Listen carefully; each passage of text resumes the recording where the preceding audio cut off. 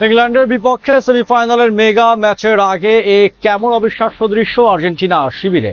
দলের সবচেয়ে বড় দুই প্রাণ ভোমরা লিওনেল মেসি এবং ক্রিস্টিয়ান রোমেরোদের ছাড়াই কেন কানসাস সিটিতে অনুশীলন শেষ করলো লিওনেল স্ক্যালোনির দল। তবে থ্রি লায়ন্সদের বিরুদ্ধে মাঠে নামার আগে শতভাগ ফিট নন one and only Lionel Messi, নাকি মহা গুরুত্বপূর্ণ এই সেমিফাইনালের আগে মাঠের বাইরে রয়েছে মাস্টার মাইন্ড স্ক্যালোনির কোনো গোপন ও ভয়ঙ্কর কৌশল। সুইজারল্যান্ডকে ঘুরিয়ে শেষ চারে ওঠার পর কেন হঠাৎ মূল একাদশকে পুরোপুরি আড়ালে পাঠিয়ে দিলেন আর্জেন্টাইন কোচ।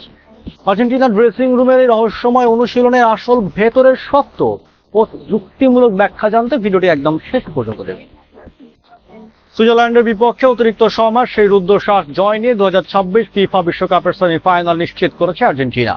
ফাইনালে ওঠারও হাই ভোল্টেজ লড়াইয়ে বুধবার আলবিসেলেস্তেরা মুখোমুখি হতে যাচ্ছে চির প্রতিদ্বন্দ্বী ইংল্যান্ডের। এই মহাযুদ্ধকে সামনে রেখেই কানসাস সিটিতে নিজেদের প্রথম অনুশীলনে নেমেছিলেন স্ক্যালোনির দল। কিন্তু প্র্যাকটিস গ্রাউন্ডে সে দৃশ্য দেখে চমকে যান উপস্থিত সাংবাদিকেরা। মাঠে নেই মেসি, নেই ডিপল কিংবা আলভারেজ। আসলে কোয়ার্টার ফাইনালের ম্যাচে টানা 120 মিনিটের প্রতি সময় ধরে খেলার প্রচন্ড ধকল সামলাতে হয়েছে আর্জেন্টিনার মূল একাদশের খেলোয়াড়দের। সেমিফাইনালের আগে তাই খেলোয়াড়েরা শরীর সতেজ রাখা এবং ক্লান্তি দূর করাকে সবচেয়ে বেশি অগ্রাধিকার দিচ্ছেন কোচ স্ক্যালোনি। আর সেই কারণেই কানসাস সিটির এই অনুশীলনে মূল একাদশের সব খেলোয়াড়কে পুরোপুরি বিশ্রামে রাখা হয়। মাঠে মূলত ঘাম ঝরিয়েছেন বেঞ্চের খেলোয়াড় এবং সুইজারল্যান্ড ম্যাচে বদলি হিসাবে নামা ফুটবলাররা। মূল একাদশের বিশ্রামের দিনে অনুশীলনে আলবিসেলেস্তে শিবিরের অন্যতম বড় এবং প্রধান চিন্তার কারণ ছিলেন উইঙ্গার নিকোলাস গঞ্জালেস। সুইজারল্যান্ডের ম্যাচে বদলি নেমে বাঁ পায়ের গোড়ালিতে প্রতিপক্ষের বুটের এক মারাত্মক আঘাত পেয়েছিলেন তিনি, যার কারণে এখনো কিছুটা ব্যথা অনুভব করছেন এই মিডফিল্ডার। অনুশীলনের শুরুতে দলের বাকিরা যখন ছোট জায়গায় বল নিয়ে ওয়ার্ম আপ বা পাসের খেলায় ব্যস্ত ছিলেন, তখন গঞ্জালেসকে মাঠের এক কোণে মেডিকেল স্টাফ ও ফিজিওদের করা নজরদারিতে আলাদাভাবে স্ট্রেচিং করতে দেখা যায়। তবে স্বস্তির খবর হলো চোটটি খুব একটা মারাত্মক রূপ নেয়নি। কিছুক্ষণ একাকী ড্রিল বা পরই তিনি হালকা করার রানিং ও ডিলসগুলোতে দলের বাকি সদস্যদের সঙ্গে যোগ দিতে পেরেছিলেন।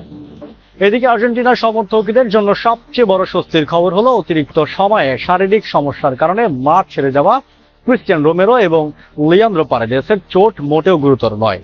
ম্যাচে রোমেরোর জায়গায় নিকোলাস ওতামেন্দি এবং পারেদেসের বদলি হিসাবে হোসে লোপেজ মাঠে নেমেছিলেন।